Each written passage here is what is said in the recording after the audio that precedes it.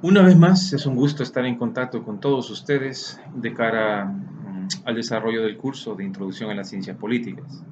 En esta ocasión, buscaré desarrollar dos temas que están en nuestro programa de estudio y que pretendo abordarlo de manera combinada. Uno de ellos es participación política, que de hecho es una parte clave dentro de este periodo, y el otro es cultura política.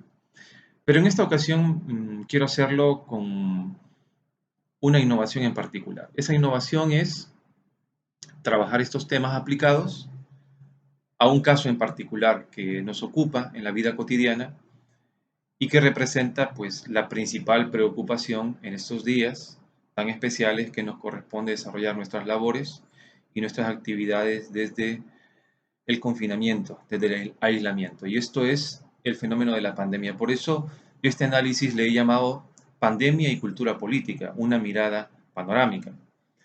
Tengo por acá algunas líneas que he escrito al respecto, las voy a leer y de cuando en cuando iré haciendo algunos comentarios a efecto de ampliar estas ideas. Saben, en épocas de confinamiento y de aislamiento, también toca analizar con perspectiva combinada los efectos de una pandemia como el COVID-2019 en nuestras sociedades. En esta red de información que llamamos Internet, donde encontramos eh, información, conocimiento, pero también encontramos bastante desinformación, una de las cosas con las que nos topamos regularmente es con artículos, con ensayos y con trabajos hechos, trabajos bastante cortos pero muy interesantes, que nos colocan perspectivas de cómo estudiar y analizar estos fenómenos.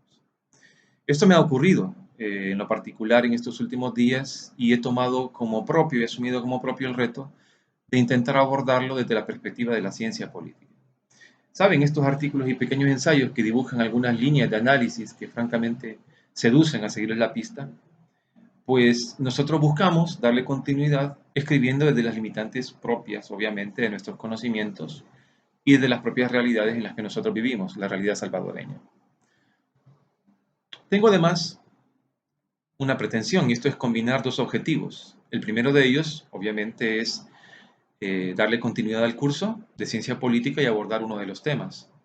Pero el otro objetivo que me he planteado fundamentalmente es asumir una posición pública, una postura pública sobre los eventos que nos mantienen en cuarentena nacional.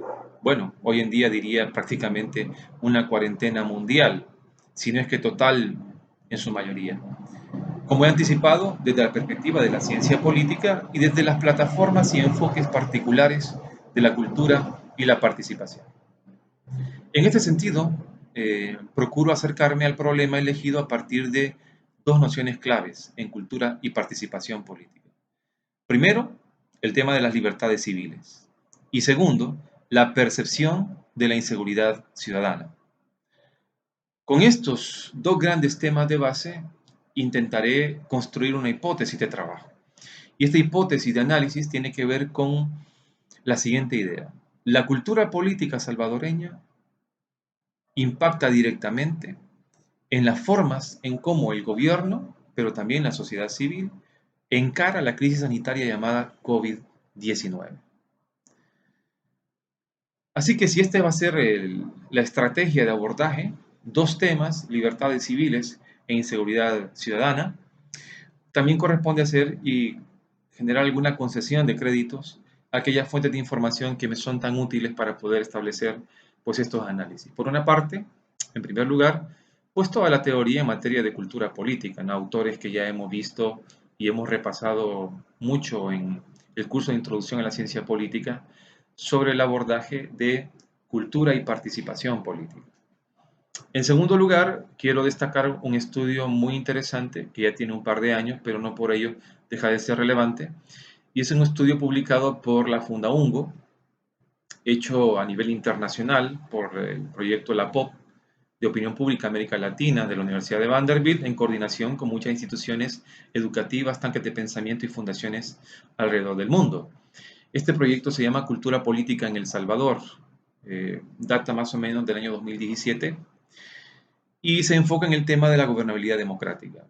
La tercera fuente de información que voy a utilizar la he tomado, no es muy convencional, La he tomado de un autor catalán. Yo creo que es un buen referente para informarse en estos temas. Su nombre es Xavier Ferraz, quien entre otras labores, pues en su trayectoria destaca ser director o ha sido director del Centro de Innovación Empresarial y ha sido decano también de la Facultad de Empresa y Comunicación de la Universidad Central de Cataluña. Él maneja un blog que se llama Innovación 6.0 y me parecieron interesantes dos de sus artículos en torno al tema de la emergencia sanitaria COVID-19.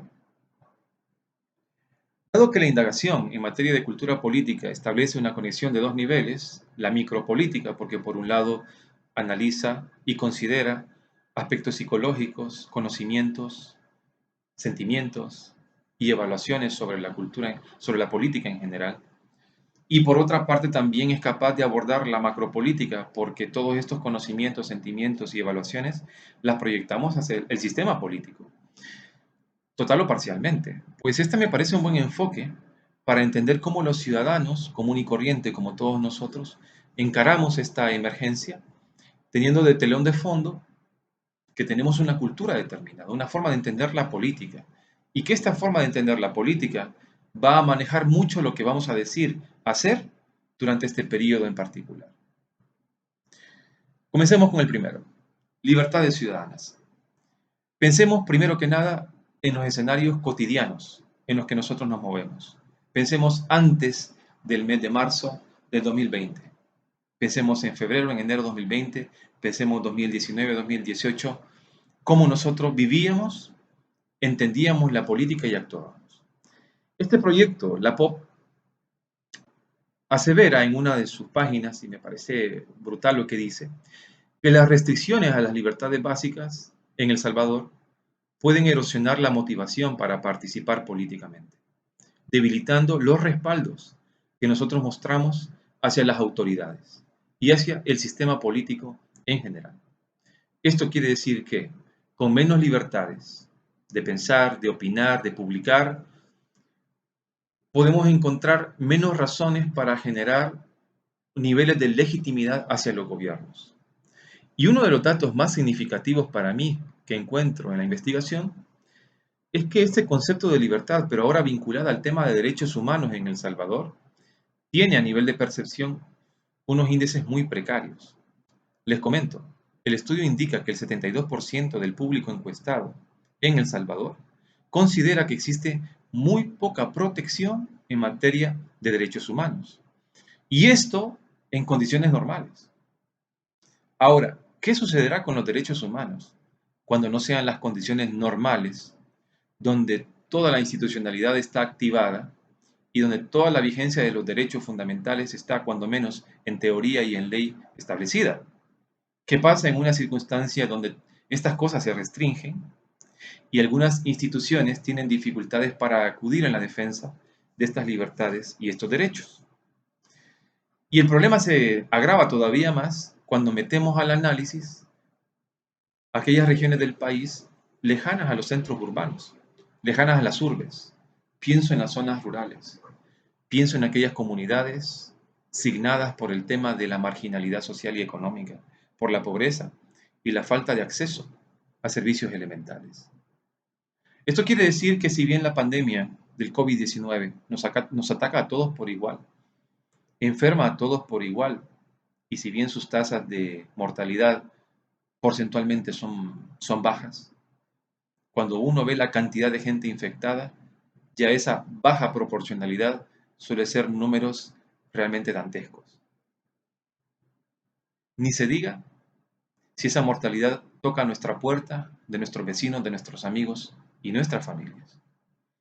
Pues sucede que los grupos ubicados dentro de este nivel de vulnerabilidad social son precisamente muchísimo más vulnerables al tema de una pandemia como esta.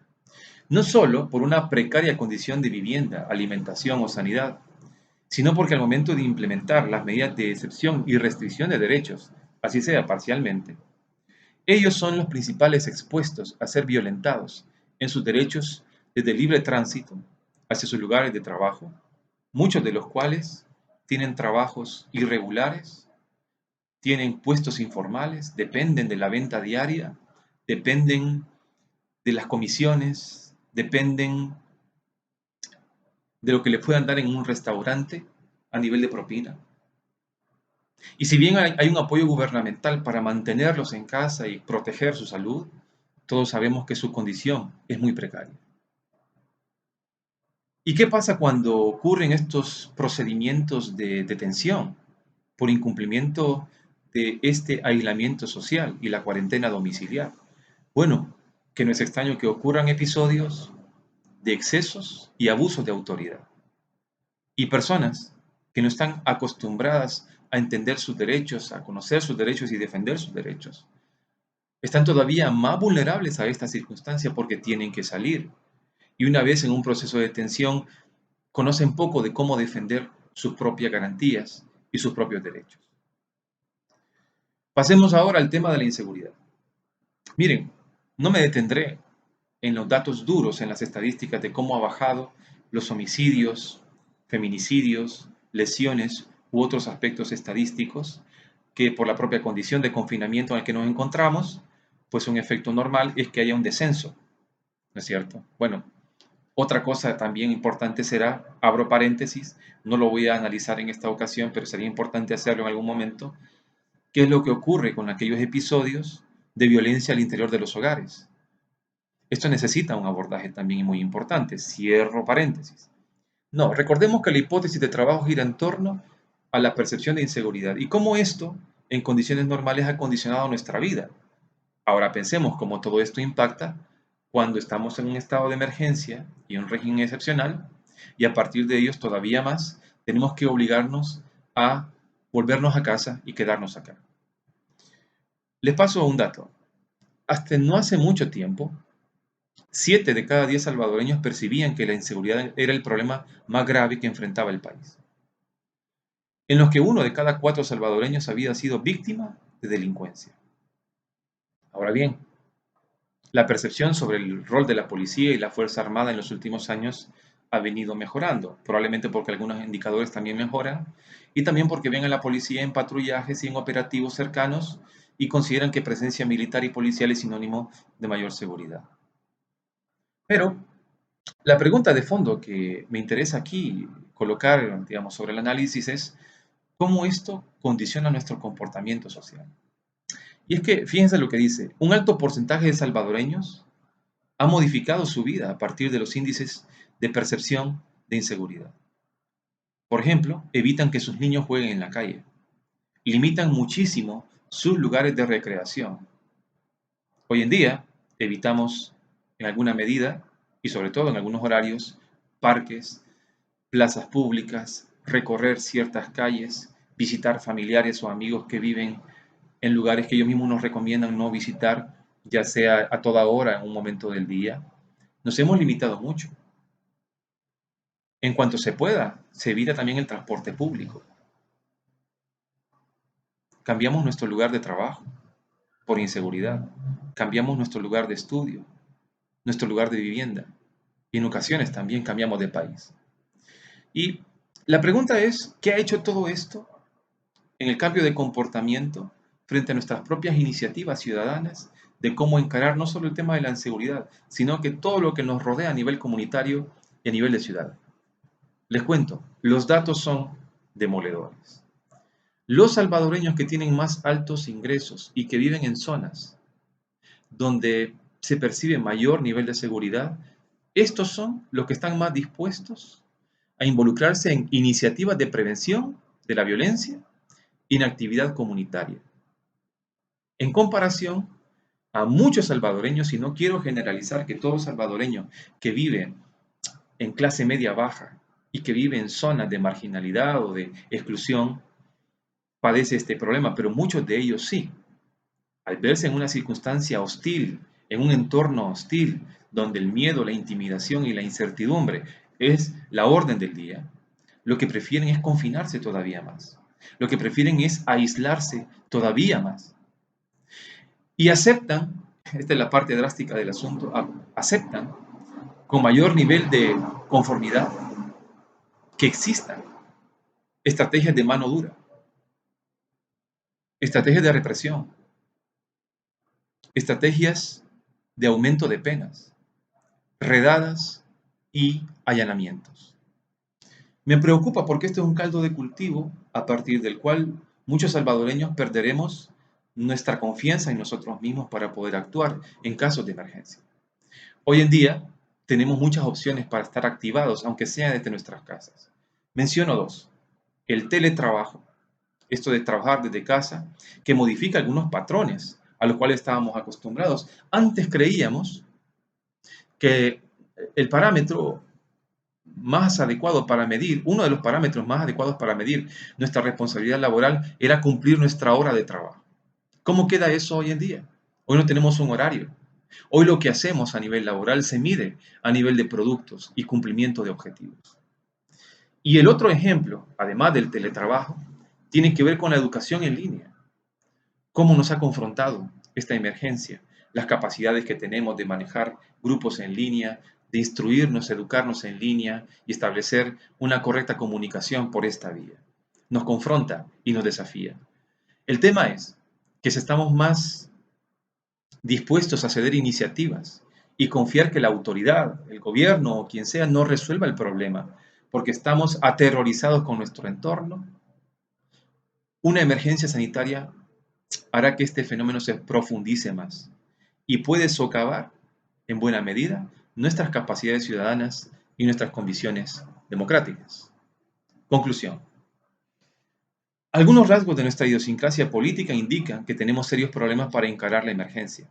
Primero, porque las desigualdades en el acceso a bienes y servicios básicos son muy claras y obligan a buena parte de la población a requerir de un apoyo estatal a nivel de subsidios, exoneraciones y prórrogas de pago, que constituyen, por supuesto, una salida paliativa, pero que, como todos sabemos, no resuelve el problema de fondo. Y lo que va a producir, sin pretenderlo, es extender una dramática situación de precariedad. Segundo, la falta de conocimiento y la agudización de restricciones en materia de derechos humanos producirá con mucha probabilidad niveles de impunidad, algunos de los cuales se pueden atacar. Hemos visto este viernes un ejemplo de ello, con la resolución de los tribunales en materia constitucional en conceder habeas corpus en determinadas circunstancias. Respecto al amplio grupo de ciudadanos que están en casa, que estamos en casa, los desafíos siguen siendo grandes. Lo he dicho, teletrabajo y establecer academia en línea. La solidaridad. Esta es una conclusión importante. No solo se necesita la solidaridad ciudadana entre todos nosotros respecto a lo que podemos y debemos dejar de hacer voluntariamente. Recordémoslo, en la medida que la persona de manera voluntaria y disciplinada cumple con las pautas, se hacen menos necesarios endurecer las restricciones civiles y políticas, endurecer las restricciones de libertades a las cuales nos vemos sometidos. Si fuéramos un poco más responsables y aquellos que tienen que salir lo hacen por sus labores, no hay de otra, y aquellos que nos quedamos en casa acatamos de manera voluntaria, no sería necesario endurecer estas medidas. Pero no solo la solidaridad nos encara a nosotros, también encara a los partidos políticos y al gobierno. Todos sabemos que en este momento la gran preocupación es quién va a asumir la responsabilidad de los costos políticos por los desaciertos en las decisiones gubernamentales de cara a la emergencia. Yo no propuse eso, yo no aprobé eso. Esto es solo una interpretación. Su decreto original fue el que nos metió en este problema. La empresa privada, el Seguro Social. Lo que tenemos que hacer en este momento es extender un gabinete de crisis e invitar de manera sincera a las fuerzas políticas opositoras para construir una estrategia nacional de emergencia. De tal forma que cuando las cosas lleguen a la Asamblea Legislativa, los acuerdos estén avanzados y sean detalles los que hay que resolver. Pero hay otro tipo de solidaridad que nos está haciendo falta. Esa solidaridad que caracteriza el trabajo científico. Casi siempre estamos dispuestos a aceptar los méritos de nuestro trabajo, pero nuestro trabajo es individual, los avances son individuales. Esto quiere decir que las agencias gubernamentales de salud, las fundaciones, asociaciones, universidades y todo aquel sector y actor en materia de ciencia, tecnología e innovación deben ponerse de acuerdo y deben trabajar de manera solidaria y comunitaria. No pensemos en los méritos individuales, pensemos en los resultados colectivos. Porque en la medida que todos estos actores intervengan en una estrategia coordinada en materia sanitaria, seguramente los resultados serán pues mucho mejores. Dejo por acá mi reflexión, les agradezco la atención hacia este video clase y nos veremos pronto en otro tema por abordar. Muchas gracias.